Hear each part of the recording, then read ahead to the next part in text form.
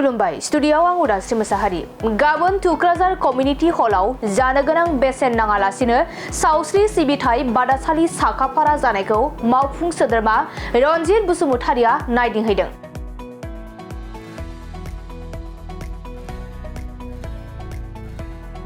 चिरां जिल्लानि दाब दाब ओनसोलनि रायजो राजाफोरनि थाखाय मोनसे गोजोनथाव फोसावथाय।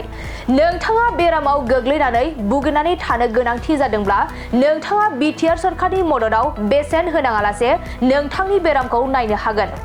बिटिसि सरकारा चिरांनि टुक्राझार क्रप मेमोरियल हस्पिटालाव प्रि मेडिकेल स्क्रिनिं केम्प बानजायदों।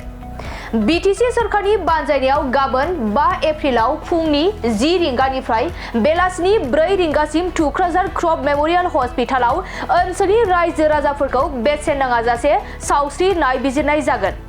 खौरां मोननाय बायदिब्ला बेवहाय cancer, malaria, kidney, typhoid, TB, child specialist, मेगन, खोमा आरो हाथाइनि बेरामफोरखौ नायबिजिरनायजों लोगोसे गायनेक'ल'जि एबा आइजोफोरनि देहायाव सोमजिनाय माखासे जेंनाफोरखौबो नायबिजिरगोन।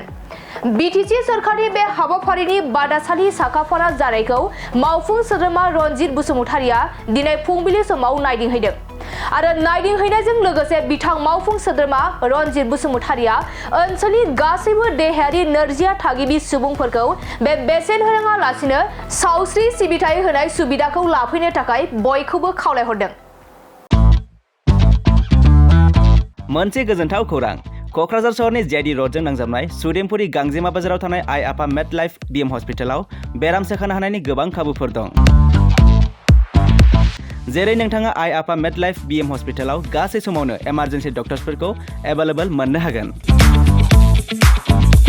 आरो बेयाव medical laboratory, pharmacy, paediatrics, medicine, gynaecology, radiologist, surgery, dental, cardiology, gastroenterology, urology, dental X-ray, play area, X-ray, sonography, OT, थामहिनबा अपारेटिं थियेटार, आइसिइउ आरो एनआइसिइउ, पिआइसिइउफोरनि डक्टरफोरा एभेलेबल दं।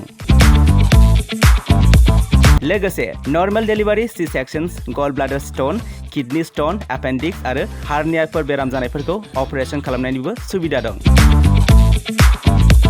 आइ आफा मेडलाइफ बिएम हस्पिटालाव सप्ताफ्रोमबो फार्मासिजों लोगोसे लेबरेटरि आरो सप्ताफ्रोमबो इमारजेन्सि सार्भिसजों लोगोसे 24 घन्टा जेब्लायबो खुलायै थागोन आरो बेयाव लांलाय लाबोलाय खालामनो थाखाय एम्बुलेन्सनि सार्भिसबो थागोन।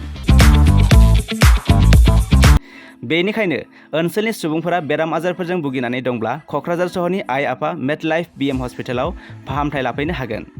लोगोसे नोंथाङा 9101655430 एबा 8822688026 बे जानबुं नम्बरनि गेजेरजों थोंजों कल खालामना आबुङै खौरां लाहरनो हागोन।